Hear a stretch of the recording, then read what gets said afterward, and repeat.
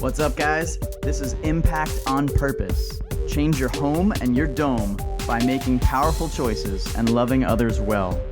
We hope you enjoy the episode, and remember, brace for impact.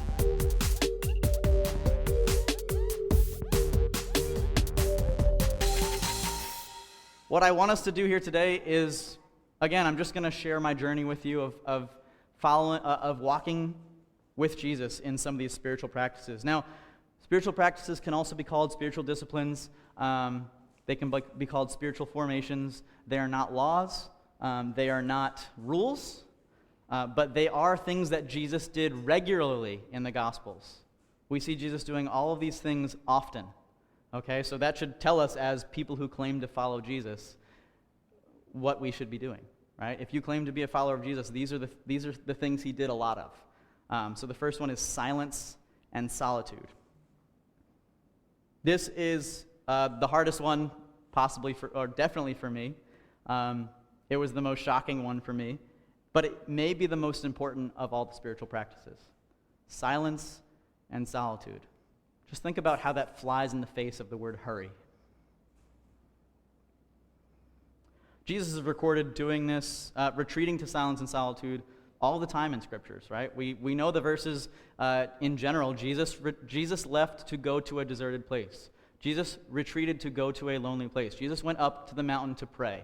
In fact, Jesus left his ministry to go pray at a time where, publicity-wise, he could have had the highest peak of publicity in his ministry. He just left. He just left to go be with God. So there's only 3 steps to this: silence and solitude. And I know it's weird. It sounds like it's just 2 steps, but here are my 3 steps. 1, just shut off all the outer noise, all the external noise, like this. That's what it sounds like, yeah. 2, get alone. And yet, solitude doesn't mean being alone, like lonely. It means being alone with God, right? So you're not trying to get away from God. You're trying to be alone with him. It's like you want to be alone with your spouse, to spend quality time with them. And then the third, and this is the hard part for me, as you can tell, is to silence everything internal. Right? All of the thoughts that are running, the jokes that are running, the terrible dad jokes that keep coming into my head no matter what I think or say, all of those things, just let them pass. Let them pass and be with God. Don't be with yourself and your thoughts. Be with God. Silence and solitude, it's a tough one, but like I said, it might be the very most important thing. It's about relationship. Right? It's the same thing I've been talking about with me and Emily. If I'm not coming to her and giving my focus, she's not even in here, so I can't point to her. So if I'm not giving my focus to her completely, and Kathy, if I had a conversation with you and I was on my phone while we were talking, would you feel like I was paying attention to you? No. So it's about relationship, and just like human relationship, our relationship with the Father takes time together to build. That's hopefully not a wow concept. That's just a relationship, right? It takes time together to build. The next one is worship. Probably my favorite. I really like this word, and yet, especially in church world, worship really just means a genre of music, right? Right? That's really what it's come to mean in America, and it's unfortunate because worship is so much deeper than that. And it's so much richer than that, and it's not a genre of music also. So here are some words, some definitions where we see the English word worship. These are the definitions of the Hebrew and Greek words that we see. Listen to these. They're not on the board, so there's nothing to see up there. To boast to the point of being foolish. That's my favorite one. To extend hands, to bless, to sing, to play an instrument, to shout, to jump for joy, to bend or bow, to adore, to dance, to glorify and magnify. Do you see, the thing is, none of those things are passive. Those are all active, right? Worship is an outward expression of our inward heart towards God. So if our outward expression is a passive one, right, then that's what we're reflecting that our heart looks like. We want worship to reflect what's in our heart toward God. And so all of those things are really, really great reflections of a rich and loving relationship toward our Father. Bill Johnson once said that worship was so important that if he only had 15 minutes in one day to spend with God, he would spend 10 of them in worship. And that's something that blew my mind. I have never been close to that ratio, and even just the little bit of worship that I did to prepare for today really changed my relationship with God. It really did. I was in the building, just going back and forth between worshiping and prepping, and it was really amazing. So I highly suggest that. Anyway, worship and joy, they can't start without the capacity to turn our mind's attention toward God in the moment. Let me rephrase that from wordiness. You can't worship unless you can put your attention on God, right? And so our 8-second attention makes that a problem, right? If we can't pay attention to God, how are we worshiping? And so, again, I hope you see that these spiritual practices fly right in the face of our culture of hurry and speed and production, okay? That's the dichotomy I'm trying to give you today. If we can't focus our attention for more than 8 seconds, how are we focusing our attention on our relationship with our Father? All right, the next one's a little controversial. Throw that up there. Shabbat, or Sabbath, as we call it in English, right? Finish this sentence for me. The Sabbath was made for man, not... Thank you. Is that Emily? Okay. The Sabbath was made for man, not man for the Sabbath. Right? What was Jesus doing when he said that? He was attacking the religious system of the day. Yes? Okay? They had it backwards. They had the law before the life. So you had to walk through the law, and it kind of blocked you from coming into the life of that command. And yet, we threw both out. We threw the law out and the life out. Right? Jesus made 2 statements there. He made an affirmative statement about Sabbath and a negative statement. He said, the Sabbath is made for man, and then not man for the Sabbath. And we said, oh, cool, we don't need those, cool. Unfortunately, it's led us deeper into the culture of hurry, right? Sabbath, again, just like these other things, flies in the face of a culture that says, work until you drop, and then when you drop, have a screen, and then get back to work. Here's a quote from a pastor that says, we have become perhaps the most emotionally exhausted, psychologically overworked, spiritually malnourished people in history. I didn't need to reference that because I feel that that's pretty true. I feel that that's pretty true. If you look at our culture, right, we might be the healthiest people physically, and yet here we are, right? We're exhausted as a culture, we're malnourished as a culture, we're overworked as a culture. And the thing that Sabbath does is it allows us to step into the natural rhythm that God created in creation. Right? When God made the world the way he made it with a day of resting. And so in Sabbath, we step into that. We get to just join in, hey, God did this, I'm going to do it too. Cool. It's pretty cool in here. And then I'll go back to work. So my guidelines for Sabbath, this is what I've heard many times from different people, is just stop what I'm doing, stop my to-do list, stop my purchasing, my errands, just stop it. Worship, rest, and delight in God. And for me, that makes for a really good day. That's a really, really good day. I'm doing it right now. It's really good. It's God calling us to surrender all of our stuff, all the stuff that gets in the way of us and him, and then sacrificing that time in obedience to him. And the cool thing is he's not just saying, hey, I want you to do this. He's saying, hey, I want you to do this, but when you do this, you'll be stepping into something that I've anointed as holy. You'll be stepping into a day that I've called holy. And that's pretty cool, and I can tell you it's pretty darn rewarding to step into that. So Sabbath has been an amazing practice for me, and I would say that if you're not doing Sabbath, you're missing the best day of every week. It's really good stuff. I encourage you to do it. Another one that's like Sabbath, in that we're sacrificing something, and then God's also blessing that, is tithing and giving. Right? This is another one that, go ahead and put that up there, is tithing and giving. So this is another one that is controversial, just like Sabbath is. Right? We think, oh, well, that was thrown out with the law. Right? And yet God calls us to do a couple things. I figured I'd need some verses for this, so I put 2 of them up here. I'll read them off of mine. This is Paul. He says this, the point is this, whoever sows sparingly will also reap sparingly, and whoever sows bountifully will also reap bountifully. Pretty simple.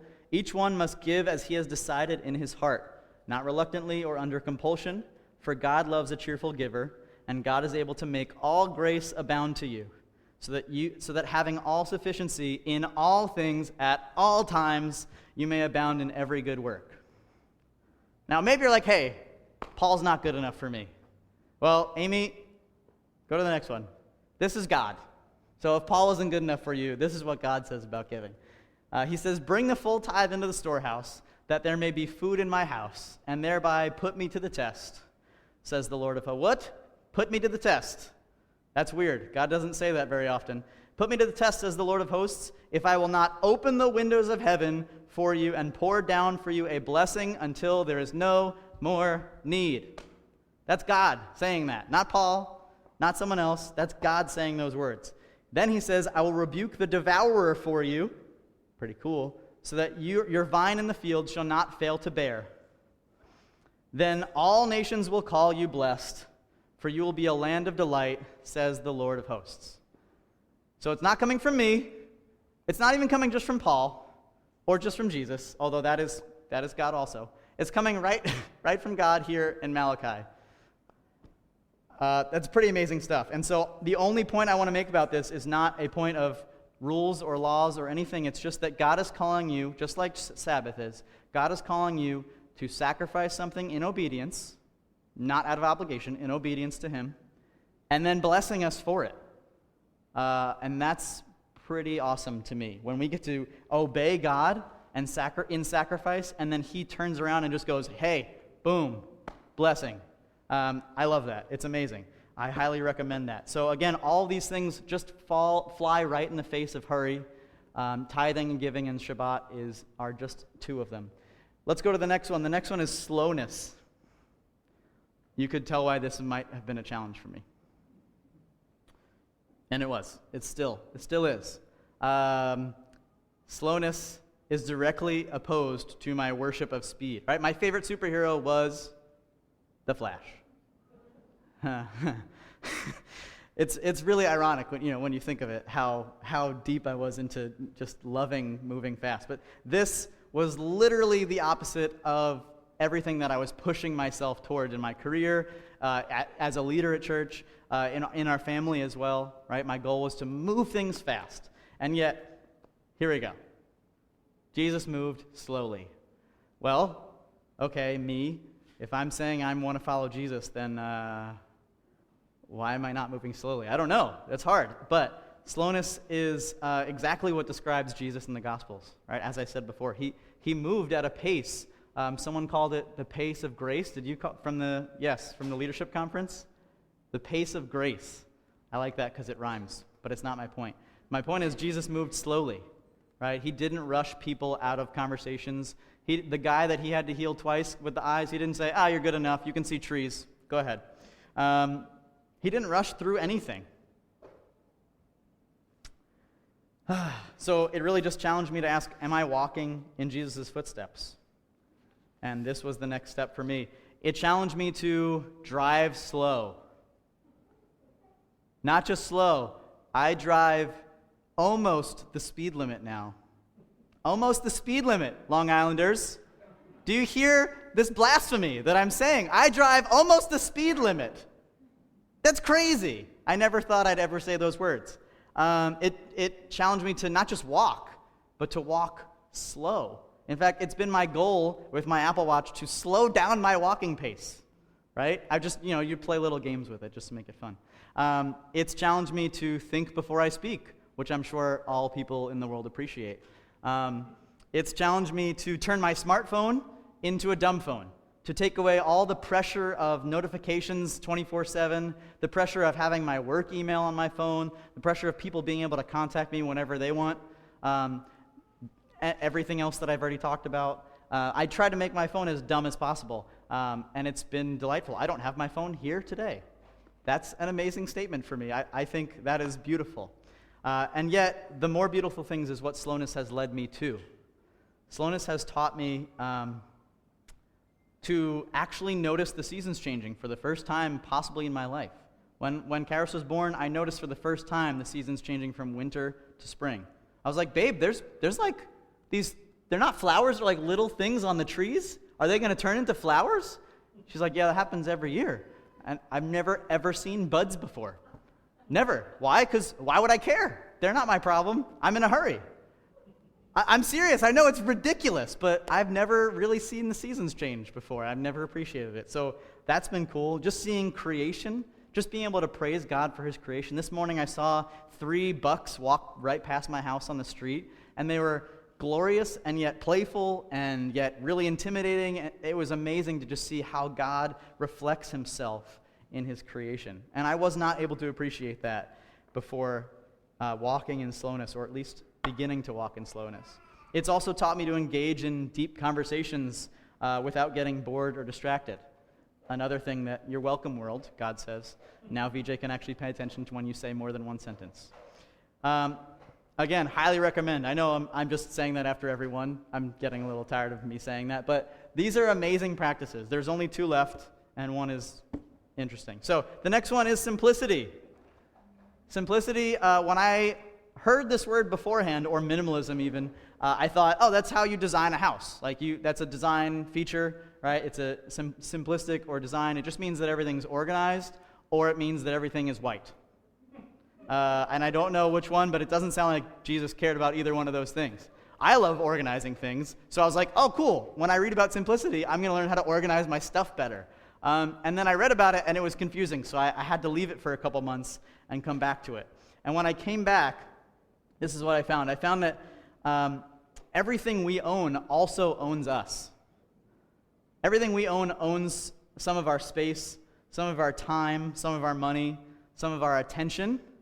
There's that word again. And then some of our decisions or our decision making, right? And so it's because we are in this cycle of hurry that we have this problem where hurry leads us, or in our hurry culture, we're told to want more, right? So we work harder, and then we want more, and then we work more, and then we are on the edge of this precipice here where all of our stuff is taking up all of our time, money, thoughts, energy, and decision.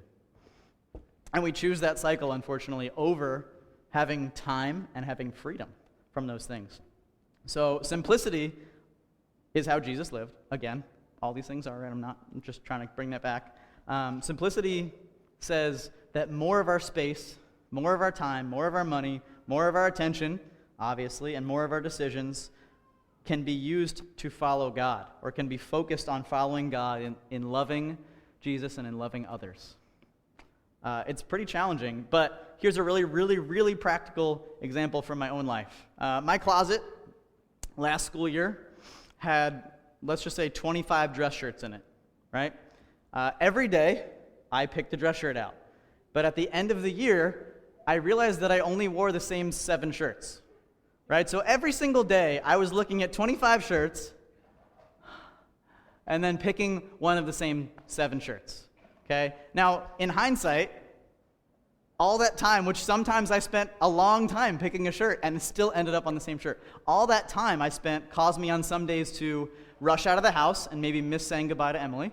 It caused me to speed to work sometimes. Maybe it caused me to miss a student who had a question or who was in need. Maybe it caused me to miss a conversation with a coworker that I could help them with something. Or most of the time, I can tell you that it caused me to just miss the margin of being able to pause and spend a little moment with God in the craziness of a workday.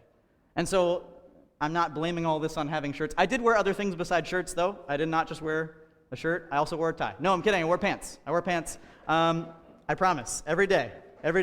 But the point is that even the littlest things can have large impact over time, right? Those little extra waste of time decisions, sometimes many minutes of deciding for one shirt, really do add up over time. Okay, I'm almost done, I promise. The last one is prayer, which is like so obvious that it shouldn't even be a discipline, right? It's not even like, this doesn't even count on my list of spiritual formations or whatever I'm calling them, spiritual practices. It's prayer. Like, it's the thing that we do when we talk to God. Like, that's what it's called. So I'm not going to spend a lot of time on this. I'm just going to say that all of these things that you see behind me, every one of them is leading to an abiding, and a prayerfulness with God, where God isn't just left in our Bibles or left at church or left in our morning quiet time, but we are abiding with him throughout the day. And that word abiding, I'll talk about that more next week. Hey, I'll be back next week. So all of these things are just our practices that Jesus did, right? And the goal of all these practices is to bring our time and our attention back to our Father. It's the choice between trusting Jesus' example and trusting the culture's example of how we should live. And trusting that Jesus, the way Jesus lived, is the way we're called to live, and not a life of hurry. Now, I'm going to wrap this up here. The goal of these things is never, ever, okay, that was enough, evers, to earn points. It's never to participate in a religious system, and it's never even to make yourself a better person. I'm going to say that again. The goal of all these things is never, ever to earn points, participate in religion, or become a better person. Okay? Don't miss that point, please. The goal of these is to submit ourselves in obedience to the way of Jesus, saying yes to our relationship with our Father. Let's go to the last slide. Are we walking in the footsteps of Jesus? Can we hurry and pray? Can we hurry and worship? Can we hurry and engage with God or others? Hurry is not compatible with abiding with God. It's not compatible with walking in the Spirit. It's not compatible with praying at all times, as Ephesians 5 says. Jesus lived an unhurried life, and we are being called to walk with him. So as the worship team comes back up for the last song, I'm going to leave this question up for you one more time, or not. Are we walking in Jesus' footsteps? Are we walking in Jesus' footsteps? And here's my challenge to you guys this week. No rules, no laws. Just pick one of these practices this week and engage with it every day. Whatever that looks like to you, whatever that means for you. I'm not going to tell you how to do it. I'd be happy to have a conversation with you if you want to talk more about any of these things. I like talking about them a lot, as you can see. But that's my challenge to you guys this week. Pick one of these practices. Worship, silence and solitude, Sabbath, prayer, generosity, slowness, simplicity. Pick one of these things, and every day engage with God in one of those ways. Come back next week and tell me how it went. If God's grace does not help the builders, they will labor in vain to build a house. If God's mercy does not protect the city, all the sentries will circle it in vain. It really is senseless to work so hard from early morning till late at night, toiling to make a living for fear of not having enough. Jesus, we surrender everything and everyone to you. Jesus, we surrender our lives to you. You are worthy of all of our lives, our every breath, all of the words that come out of our mouth. You are worthy, God, of all the glory on this earth. And so we give all the glory to you, God. I just ask that you would anoint in each heart an individual inspiration and challenge from this message today, God. Send everyone out with a word from you, God, that they would hear your voice speak individually to them.